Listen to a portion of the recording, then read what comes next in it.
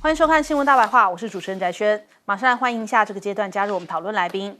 文大国际所教授邱毅，主持人好，大家好。国际事务专家赖岳谦，主持人好，观众朋友大家好。退役少将厉正杰，翟轩好，各位观众大家好。好，来看一下啊，这个曹兴诚啊，他现在是不是真的打算破罐子破摔啦？因为反正现在跟这个民进党切割了嘛，说我们罢团不玩啦，这个823你们自己去搞啊。但他现在还有一个新的理论出来了，他就点名了4个人呐，讲说这叫做台湾的4人帮哦。那我们在课本里面都有学过说，过去4人帮可能是在讲说毛泽东时期的4人帮，他说现在台湾也有，那他点名了谁呢？他就点名了傅昆萁、徐巧芯、黄国昌跟馆长啊，是台湾版的4人帮哦，所以他现在本来是针对徐巧芯要罢免他，现在这个仇人数的更多啦这你们4个人呐，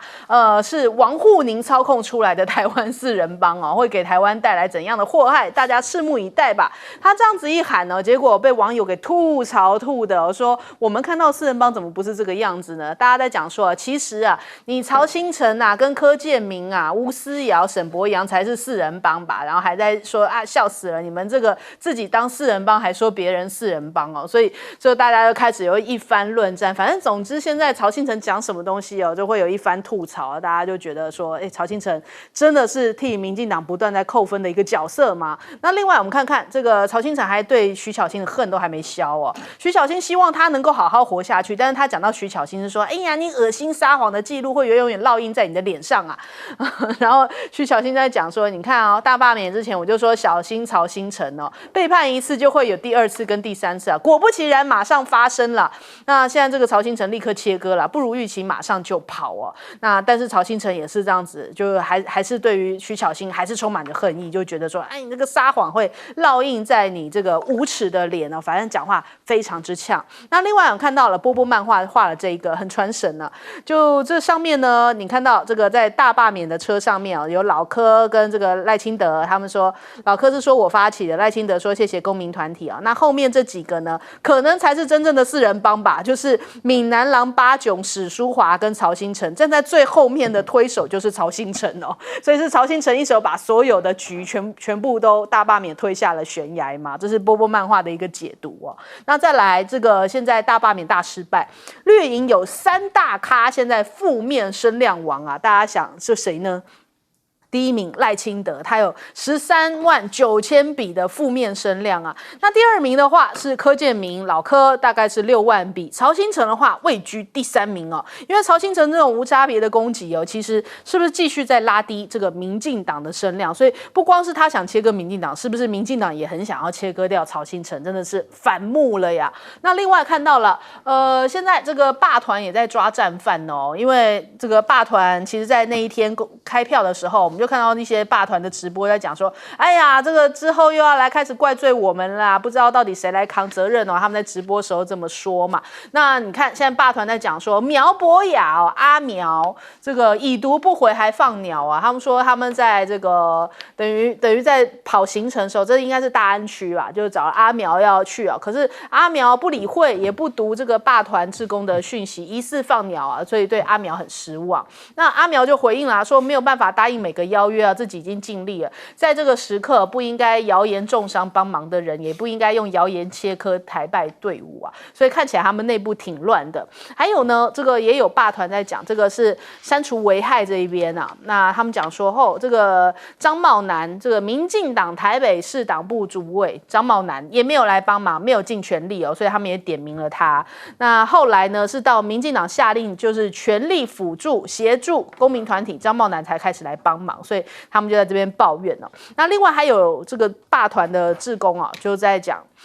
在脆上面发文，他说啊，真正的战犯他现在才要来讲啦。他说好了啦，因为选前我是志工哦，要维护罢团跟这一次公民运动的形象，这次我现在不忍了，他恢复1450的本性啊，原来这个志工是从1450变化而来的哦。透过他这样讲，我们才了解他们之间的关联性哦。那好，他说要找战犯的话，我就会说第一个就是赖清德，当他就是刚看到他说要推团结十讲的时候，图呢这个老气过时，幕僚是穿越来的吗？我心里就疯狂吐槽哦，民团忙罢免忙到不行，半路杀进来插什么话？所以他觉得说这个团结十讲也是败票的一个原因啊，讲了4讲被大家疯狂吐槽，原来他们内部1450也是不爽这件事情的哦。那再来看到了这个黄伟汉在讲。赖清德应该要借鉴2018的蔡英文哦，没有蹲下如何要起呢？他是说呢，当时啊，2018县市长选举大败啊，连高雄都输了，所以呢，蔡英文就辞掉了党主席，然后再约这个台北市长的选战对手见面，隔年还换掉了阁揆，没有蹲下如何要起呢？那他说赖清德个人可以坚持固执哦，但是你必须要为国为民啊，救灾啊、核电关税哦，应该要考虑到党的下一个选举啊。那可是这个譬喻不知道是不是合适啦，因为那个是县市长选举，但是赖清德现在一直在装说这次大罢免跟他无关啊，所以赖清德应该是不至于会把这件事情觉得说，跟我有关，我需要辞职哦。那我们看看这个726的时候，晚上7点17分，蔡英文就 po 文说希望大家继续支持赖清德。那后来赖清德就说，这不是我的事情嘛？他说这不是某一方胜利，也不是某一方失败，所以很显然他并没有打算觉得说这件事情是在他必须要扛的锅。那也难怪这个蔡英文之前不是就讲过了嘛，讲说这个你比我想象中还要来得更凶啊。现在看起来这个越讲蔡英文的好，恐怕赖清德会越不喜欢听啊。那我们先来问一下这个邱老师，曹清诚跟我早年的时候算是朋友，甚至可以算是好朋友。那时候的曹清诚啊，逻辑非常的缜密，讲话有条有理，有根有据。可是我觉得他越老越回去了，他也没比我大几岁啊。可是怎么会脑袋退化了这么严重？他说点名了所谓的4人帮啊，像馆长根本不知道王沪宁是谁呀。你问馆长说王沪宁是谁，馆长可能连王沪宁要重述都念不出来。所以他基本上他讲的那4人帮跟大陆高官的关系啊，都比不上你曹新成。曹新成跟大陆高官的关系好到什么程度？徐小新不是在辩论的时候爆了一个料吗？说1988年的时候，当时候江泽民跟那时候刚刚上去做总书记的时候，所以时间上可能有点误差，跟曹新成见面。你知道为什么见面？因为当时候台湾有个大企业家申宝啊，陈胜田有事情要拜托大陆，他想进军大陆，所以就拜托曹新成去讲。所以你知道陈胜田是企业界大佬，一个企业界大佬要拜托曹新成，然后去跟江泽民见面，旁边还有曾庆红，还有曾庆红的弟弟曾庆怀作陪，不得了啊！那时候曾庆红、曾庆怀啊，在大陆的势力有多大？而且说实话，我再告诉大家好了，申宝的陈胜田啊，跟一个人关系非常的好，叫王永庆。奇怪了，王永庆那时候正是大陆最想吸收、最想去招揽的大企业家。大陆最礼遇的人叫做王永庆啊，而是台湾经营之神，比邻日本的松下幸之助。那为什么不找王永庆？陈胜田为什么不找王永庆？要去找你曹新成，就是因为你曹新成的大陆的关系特别好嘛。所以你讲这4人帮，说实话，曹新成讲的时候心里不觉得好笑吗？这4个人跟大陆的官员的关系，跟大陆的能够通天地线，跟你曹新成没得比啦。所以曹新成甚至还可以搞古董文物买卖，在大陆搞古董文物买卖，低价从内地买进，高价在香港拍卖。哇，那不是一般人可以做的。我们在座的人没有一个人有办法能够做这个行业，他可以啊。而且做了半天，现在东窗事发，变成台独的这个霸团总司令。他在广州的小山经营了那个古董文物公司，还有那个放了一大堆古董文物的仓库，到现在也没有被查抄啊。所以你曹新成跟大陆的关系好得不得了啦，这4个人哪有资格叫4人帮？就像一人帮，叫曹新成，就是一人帮。好，而且他说徐小新说谎，那我就要问你曹新成了，你说徐小新是中共地下党的党员，又说徐小新是妖女，证据何在？你为什么讲他是地下党的党员？你有没有名册？我好歹那时候去抓谢长廷，说是调查局的廖培亚，也找到调查局的前副局长高明慧出来有名册啊。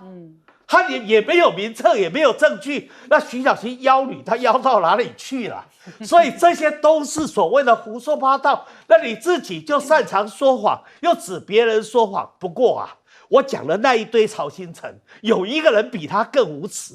那个人叫赖清德嘛。赖清德其实就是曹新成背后的推手嘛。整个的大罢免不就是你赖清德为了权力一把抓，为了把立法院掌握在自己的麾下，让你全部大权独揽，实现你的威权美梦，所以叫曹新成去在前面做马前卒，做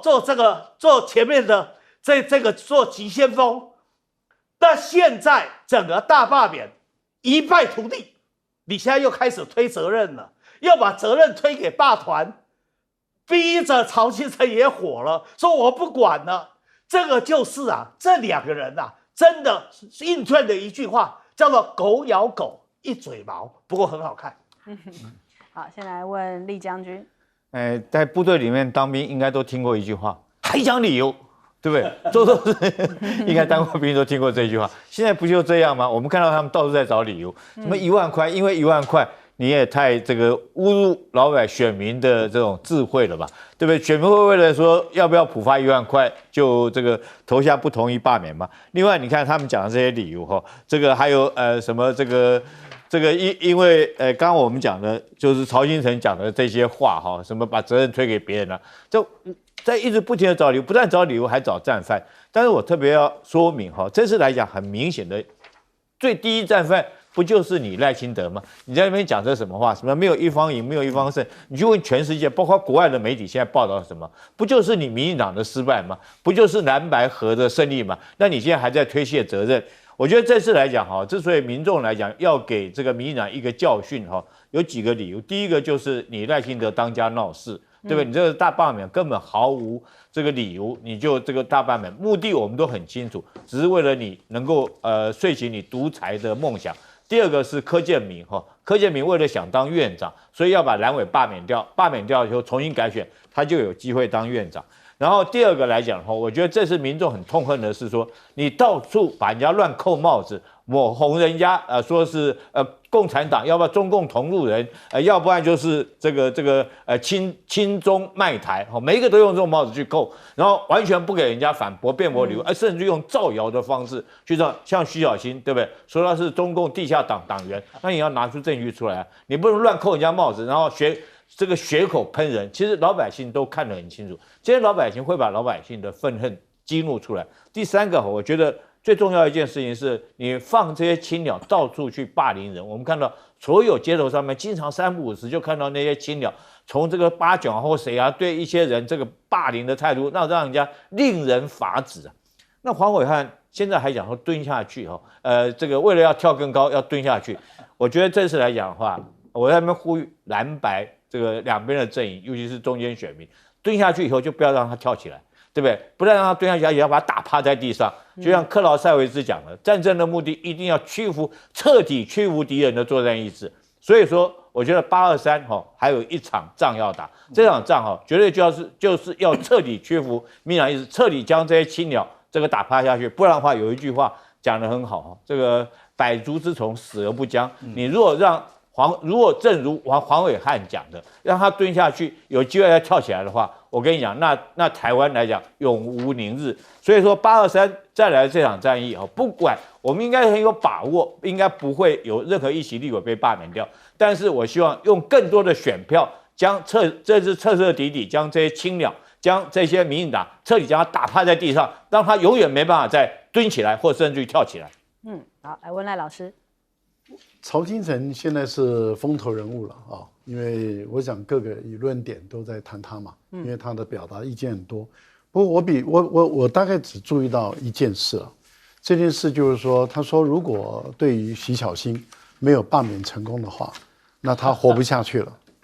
那我觉得我现在正在观察他能不能活得下去。生命迹象是不是？对，如果他还可以活得下去，而且还活得很好的话，那就是说明他说活不下去那是假的，那不是真的。那当他说徐小新说谎的时候，可能曹新成他就用他的生命来证明他自己说谎，除非他活不下去了，不然的话，我们现在每天都在看嘛，看他还能不能活得下去。可是看起来他每天还活得蛮好的，所以就证明说他一开始的时候是骗选民。还好，台湾的选民绝大部分并没有被骗成功，我觉得这是一个台湾选民的智慧在这个地方展现出来。另外，不管是赖清德、柯建铭、曹新成等，他们的负面声量都爆表，都这么的高，我就比较建议他们这3位先生再多活跃一点，多讲话一点。因为他们的负面声量越高的话，他们的那个一般选民对他们这个党就越来越讨厌。当一般的选民对他们的党越来越讨厌，您知道政治到最后投票的时候，其实就是喜欢跟讨厌而已。很多的政见什么的都是累积到一起，还有对这个政治人物的信任，跟最后其实是喜好。就是说我喜欢他，或者不喜欢他，或者我讨厌他，或者不讨厌他。那如果他们3位再努力卖力一点，然后到最后，全台湾绝大部分的人都说，我好讨厌民进党这样就可以了。那这样的话，谁代表民进党出来选都输。我们就期待明年9合1代表民进党出来选的人都输，我觉得这样就很好。所以麻烦赖清德多讲点话，柯建铭再多表现一点，曹金城你不要退你要继续往前冲，我觉得这个是一件好事情。另外，我觉得赖清德讲的一个逻辑，我想了很久，我觉得这是很有意思的事。他说我们这次没有赢也没有输，我就想到说中华队我们中华代表队去打球，跟台独队打球，一个队是台独，一个是中华代表队。中华代表队拿到24分，台独队0分。然后这个台独队的这个总队长就是赖清德。他说我们没有输，这真的是当代阿 Q 他是阿 Q 的一个代表，就是我们0分我们没输中华代表队24分他没有赢，但是我觉得这个蔡英文他暗中就下手脚了。当他发现赖清德们都在推卸责任的时候，他就说大家要支持赖清德这代表什么？要团结。这意思就是说，这是你赖清德搞出来的，你不要躲了，你要负责任。所以最后逼的这个他的秘书长要辞职。那秘书长都辞职了，那就是证明了，就是你党主席搞出来的嘛？难道那位秘书长越权自己乱搞吗？绝对不是嘛。那你既然是党主席搞出来的，负责任吧，下台一鞠躬嘛。好，我们先休息一下，广州忙回来。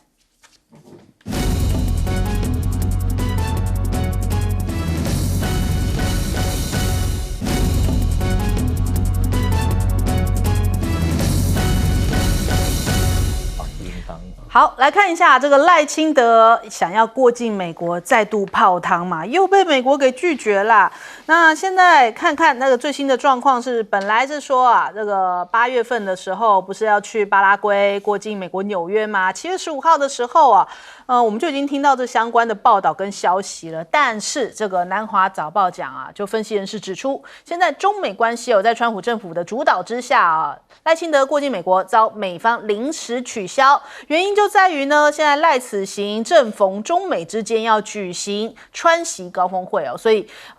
美国方面不愿意激怒北京，破坏外交的氛围，那只好跟这个赖清德说抱歉啦。那所以看起来他现在去不了。彭博社的报道说呢，美方迟迟没有对于赖清德出访开绿灯，是担心中美谈判受到影响，那怕美国对于中国有过多的妥协那台湾官员在这次行程安排当中陷入很大的不确定性，那府方对外的讲法是说，因为现在有这个关税加上风灾的问题，所以赖清德近期呢暂无安排海外访问的一些行程啦，说是这样子说啦。那你看这个国务院也是说不评论重申既定的政策，所以他们说现在对于赖清德出访的事情，他们不会评论假设性的问题所以根本都还没有证实，所以对他们来讲，这只是一个假设性的问题而已那再来看看这个赖清德的过境其实引发了三方角力嘛。路透社就指出赖清德推迟访问的原因有很多，那也包含了就是因应南部水灾的灾情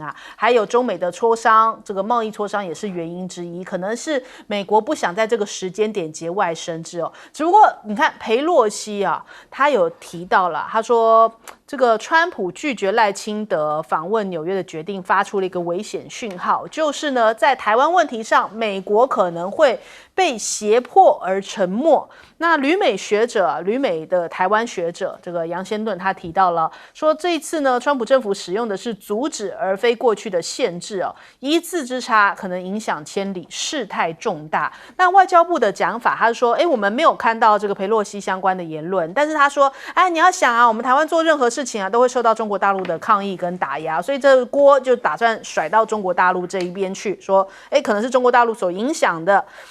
那裴洛西也证实川普拒绝赖清德过境纽约，那这个其实跟我们所提到的就是说是因为关税跟灾情，府方讲的这个理由好像有出入裴洛西等于是打脸了府方就是说是因为川普拒绝因为裴洛西讲说这是一个危险，川普发出来的危险讯号嘛。那如果川普只是因为考量跟习碰面而牺牲台湾的利益民进党更应该要高举抗中保台这时候反而不是自己这样默默找台阶下吧，因为我们知道赖清德或者民进党最喜欢在这个时候要讲说我们是抗中保台，我们受到了很严重的打压，你更应该要说出来，你怎么会选择说是因为灾情呢？那现在看起来数一数赖清德已经上任1年3个月都还没有踏上美国本土，都还没过境所以看起来好像也是创了纪录那但是呢，青鸟现在对于赖清德被拒绝的感觉有点破防，现在气谁？气川普就说你怎么可以这样子呢？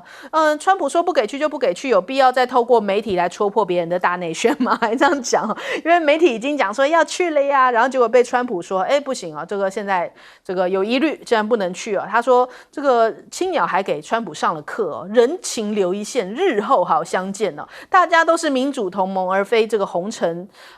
色产业链有必要这样子当众羞辱吗？所以青鸟很生气川普还不止如此还讲说世界又不是只有美国，纽约不给过境，我们就找其他地方过境好了。美国什么鸟国家？这青鸟骂人家鸟国家就是很奇妙啦。反正现在青鸟就是很生气川普跟美国咯。那再来，但是他们还有一个就是青鸟的一个想法，就是有没有可能呢？川普是不敢公布台湾的关税，是因为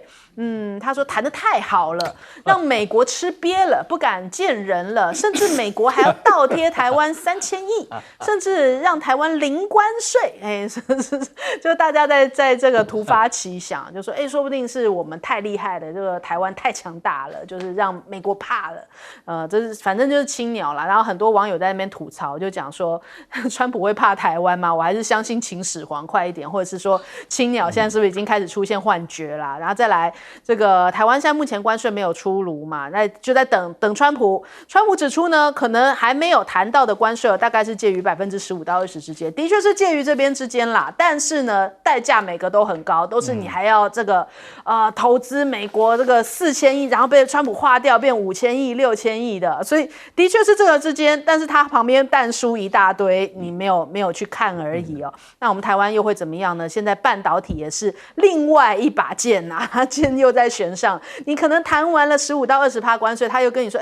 不行这个半导体另外谈所以台湾难逃一劫嘛。你看看这个川普在那边抽牌，抽着已经抽到了台积电了。那我们来问一下邱老师，怪不得赖清德很喜欢青鸟，也很依赖青鸟，因为赖清德常常受伤他受伤的时候就需要靠青鸟的幻想，靠青鸟的阿 Q 胜利法来给他一点安慰嘛，要不然他怎么办呢？你们这个节目安排得很好，上一节最后的时候谈到，2024年1月3号拍那个广告片，蔡英文对赖清德说：“你比我想象的还要凶。”我要帮蔡英文修正一句话，赖清德是对台湾的人很凶，他对美国一点都不凶，不但不凶，而且很孬，而且随时要跪下去，随时要趴下去。他对美国哪有凶呢？赖清德在去年的11月底、12月初到南太平洋3个岛国，那时候他也想过境美国可是美国不让他去所以后来变成是去夏威夷，回来关岛，灰头土脸的去，灰头土脸的回来，还因为在中间跟裴洛西打了一通20几分钟的电话，还得罪了川普。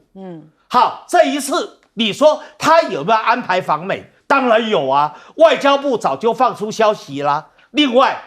巴拉圭负责给他发邀请的巴拉圭的总统贝尼克也公开讲啦，把日期都讲了，还告诉你是8月上旬去，8月中旬走，都已经讲了嘛。而且还有一个，过去我们节目也曾经做到的一道新闻，就在 AIT 不是放了一个新闻吗？ AIT 说，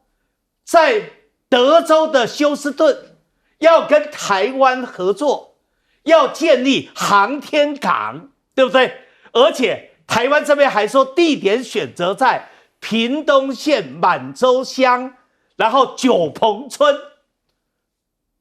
这个新闻为什么出来？我们对照裴洛西说的，裴洛西说纽约有问题，他没说休斯顿有问题哦。外交部放出来的行程是去程过境是纽约，回程过境是休斯顿。休斯顿也付了代价交了费用我给你搞航天港说实话也是画大饼骗钱用的嘛，就是拿来贡献给美国用的嘛。但是纽约好像没有付款，所以纽约就被取消了，就没有了嘛。所以你赖清德真的叫自取其辱，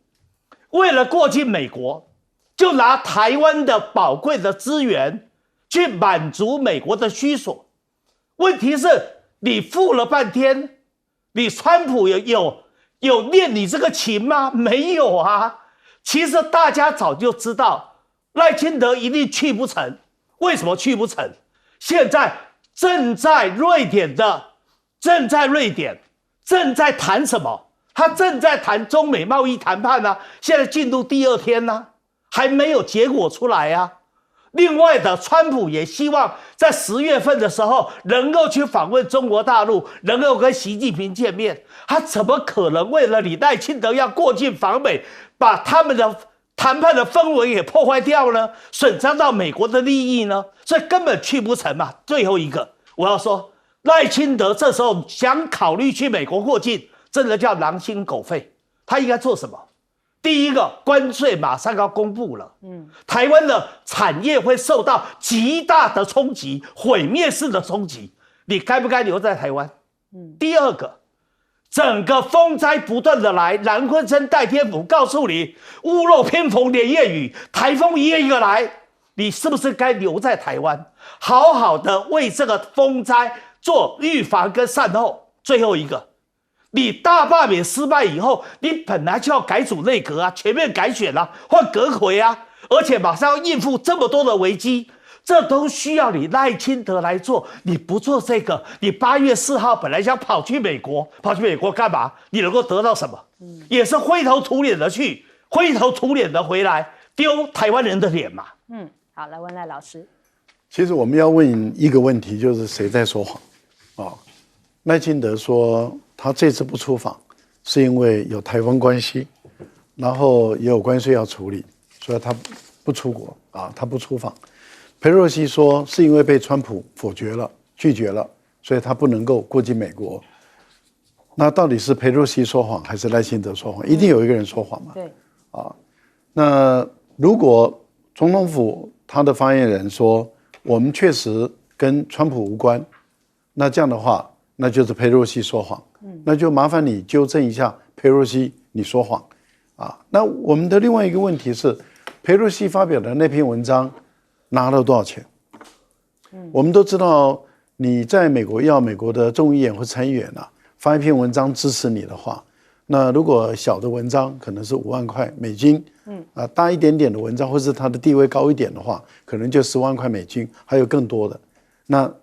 裴洛西的那篇文章，外交部花了多少钱？我觉得外交部也可能可以给我们回应一下，因为总是有人说谎嘛。然后为什么裴洛西会突然间发这篇文章？而且我们都知道，他发这篇文章没有影响力，因为他已经不是众议院议长了，没有影响力。所以我们也看看这个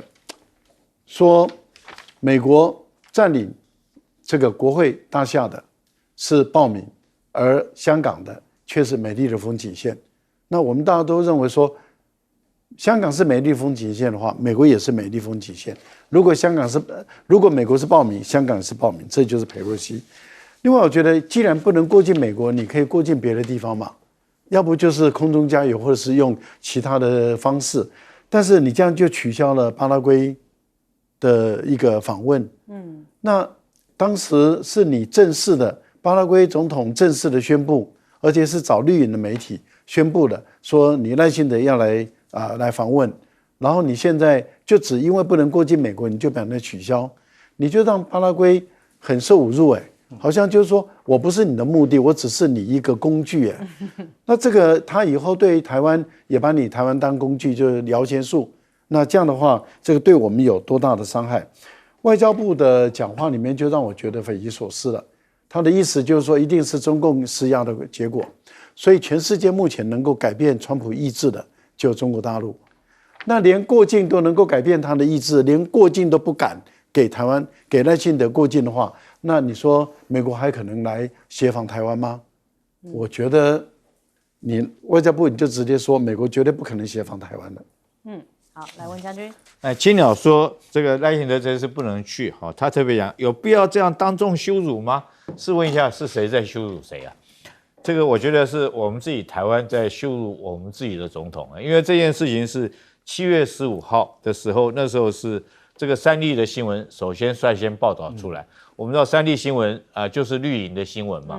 然后说是巴拉圭发布的。我想一个国家外交上面，尤其是我们台湾这个外交处境这么艰难，如果说事情没有到100%都已经定案的话，你就轻率的发布这种新闻，到时候万一这个如果说万一破局的话，那等于说对元首就是一个最大一个羞辱。那时候你7月15号你就居然就发布这个新闻，我记得我们大白话也有讨论过这个，我还预祝他成功但是很遗憾就现在去不了。可大家会不会觉得很巧妙的，今天是7月29号在28号的时候，昨天就宣布破局了，说不能去了。为什么15号宣布要去，28号就说不去了？那中间有一天很重要的日子是7月26号，是大罢免的投票。我合理的推算就是那时候为了这个拱这个726大罢免的声势，那故意营造出一个就是说我们台美之间对不对友谊邦交永固，友谊良好鼓励这些青鸟这个让他们有个这种讲宣传的理由啦，自由。那现在来讲的话，一罢免一结束以后，马上就破功了，马上就宣布出来。我觉得我们台湾总统有可能那么轻易就去到纽约吗？事实上，对不对？你看上一次赖清德出国，连这个只是让他过境一下关岛而已，然后连美国本土都没有踏上去。到现在为止，我们台湾历任总统大概也就赖清德就任到现在1年多的时间，连美国本土都没有踏上去过这也是创纪录。现在来讲的话，我觉得是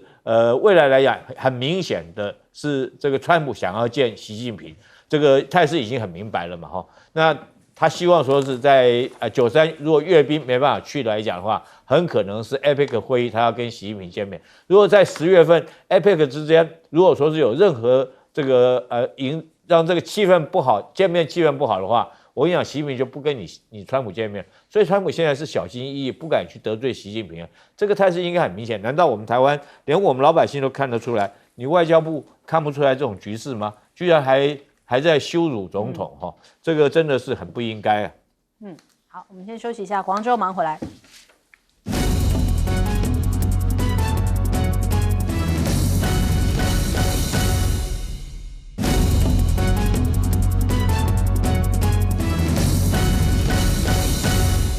好，中美的关税持续在角力当中哦。那川普是在讲说，接下来的国家大概关税都是在15%到20%的区间呢。那华尔街日报，华尔街啦，不是华尔街日报，华尔街就在讲说，看起来好像川普的关税大刀变成了小刀嘛，那足以现在缓解了华尔街对于经济衰退的最大忧虑了。那目前这个中美首日呢会谈经历了5个小时结束，那两国的代表团呢，在这个何立峰还有这个美国的财长贝森特的率领之下呢，从下午磋商一直到晚上的8点哦。但是卢特尼克在周一的时候是没有参与会晤，那两国的官员都没有离开会场，但是也没有透露消息哦，可能会在周二上午继续来会晤。那到底现在目前休战延长90天有没有谱？卢特尼克是说，这个要有待川普来决定啊。那川普的条件是不是就是这一句呢？想看到中国大陆开放市场哦，所以这不知道可能性有多高就是了。另外看这个晶片现在也变成了谈判的主要筹码。金融时报呢引述现任和前任的官员说法，讲到了主管出口管制这些美国商务部、工业啊，还有安全局啊，他们现在已经接获指示了，要避免对于中国大陆采取强硬的措施。但是呢，现在美国的半导体调查即将出炉，232条款的内容到底是怎么样？一个是借由对方希望免除关税作为谈判筹码来换取更有利的市场准入条件，另外一个呢就是这个贸易扩张法232条，来针对川普政府认为具有战略意义的产业进口品加征关税。那在7月中旬，川普政府就宣布啊，对于无人机还有多晶系这些像是半导体啊、太阳能电池的关键物件启动232调查。那这是最新的相关举措，那也暗示说他们这个调查在2周之内会公布出来。不过欧盟现在啊，就是已经吞下这个15%的关税，但是已经这个等于说也割地赔款已经让了非常多东西也引发了欧盟对于冯德莱恩的不愉快。华尔街日报提到了，现在欧盟弃守了零关税底线，主因呢就是欧盟官员放弃了这个零关税努力，转而寻求能达到最佳协议改变策略，然后提出增加购买美国能源产品来降低美国进口商品的关税，就是只有部分而已了。那还有这个纸条又出来了，这个上次我们看到是在跟日本谈的时候是4000亿，被川普划掉变成了5500亿嘛。那但是呢，现在看到了欧盟也是如此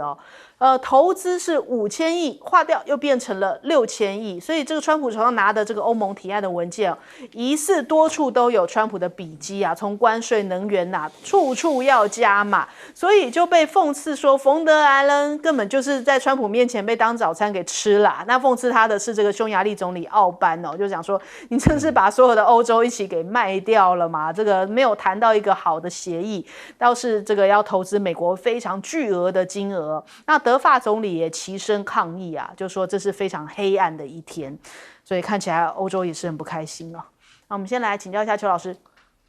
川普既然已经说了，还没有公布的国家或地区，就是15到20的中间。那如果最后台湾的结果比20要高，我本来一直认为应该在20到25之间。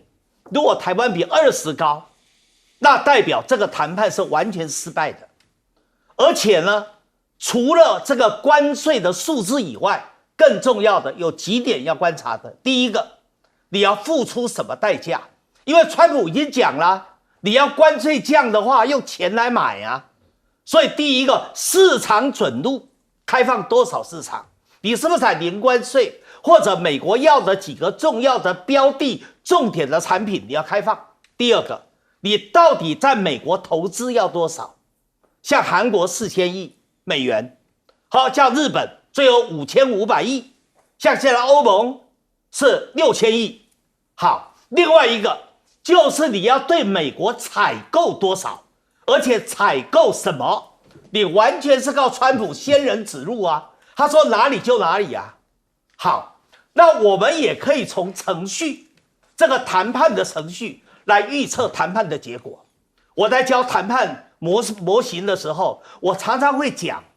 你谈判的程序里面，我们就先举2个指标来看，一个是地点，一个是时间。大家看看，像是欧盟一看就知道冯德莱恩完了，为什么？因为时间跟地点都是川普决定的，而且是标准的美国式的强势谈判。川普是到苏格兰去打高尔夫球啊，他的家族企业新的球场开张要去揭牌啊，然后就告诉冯德莱恩说，我在哪个球场打球，你来吧。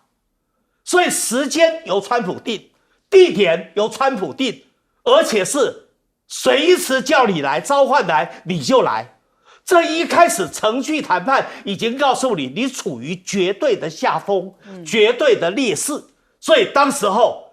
冯德莱恩答应了川普这个条件，赶到苏格兰去的时候，我就预测了嘛，他最后谈判的结果一定比日本还糟，果然没错。好，那谈日本。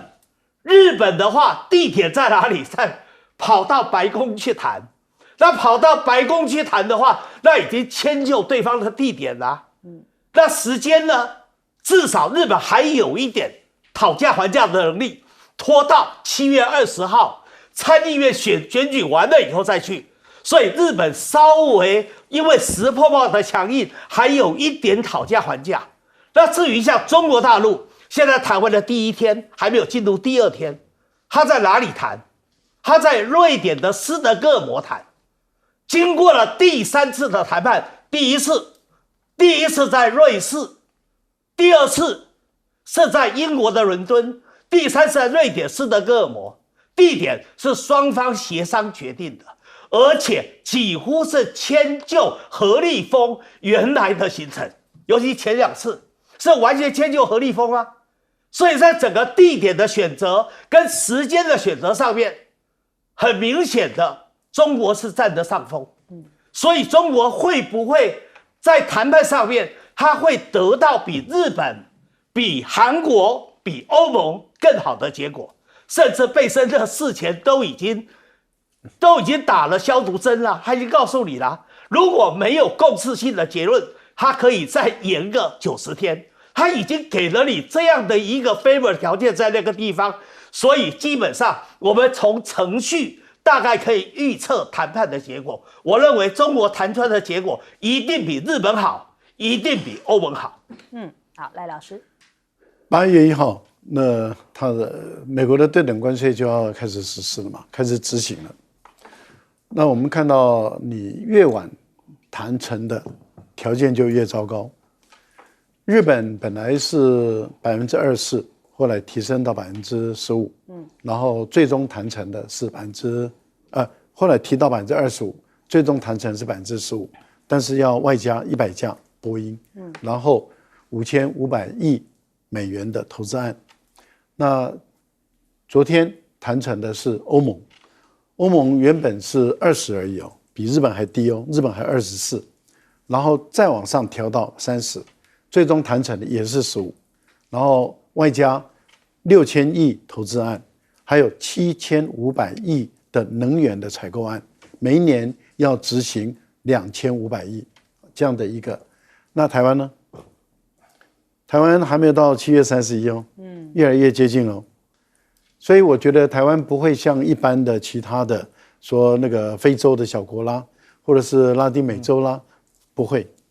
为什么？因为台湾对美国是贸易顺差很大的，那所以对美国人来说的话，我觉得你谈到最后的时候是看美国怎么痛宰。我觉得民进党当局啊，到目前为止都还黑箱作业，不告诉我们老百姓现在究竟发生什么事，不让我们的厂商知道该怎么因应。我觉得这个是一个极端不负责任的一个政党。我们的厂商现在焦虑啊，股市一直波动啊，一下子涨一下跌，大家焦虑紧张。为什么？因为不知道明天会怎么样，不知道最后谈出来结果怎么样。如果最后谈出来的结果你是高于15%，那你的产品，如果说你的工具机、你的机械制造，你怎么跟韩国、跟日本或者至少你怎么跟他们竞争？那对台湾的厂商该怎么办？目前来看的话，大陆看起来谈起来很有，因为他们这一次在斯德哥尔摩，他们会谈到芬太尼的问题。可是，在谈之前，川普已经开始好像在给自己找一个台阶了，释放善意了，说大陆的芬太尼处理很有诚意，好像有进展。那在这一次中就要谈芬太尼，如果在这一次芬太尼拿掉了以后，对不对？那就是只要10%，全球最低的。因为什么？全球最低，因为大陆也对美国课10%，全世界就大陆对美国对等的课10%。那各位想想，如果一旦是这样，川普说我希望你大陆对我美国开放市场，那我们要问你要开放哪些领域的市场？那就是那个关税是不是要降到0？那我们就相对关税都降到0的话，那会不会到最后所有的厂商又搬回大陆去了？如果大陆的关税谈出来的结果是全世界最低，全部都搬回去了，那这个一旦发生的时候，那这个很有趣了，这个世界的最大的有趣的事。原本针对大陆，结果最后大陆最低。对。好，来将军。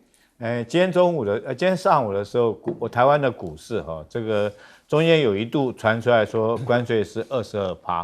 那时候突然股市暴跌到300点。那当然尾盘最后拉回来，以这个跌200点做收这是最新的一个状况。当然是不是22%，这个后续有待观察了。可是我觉得从这个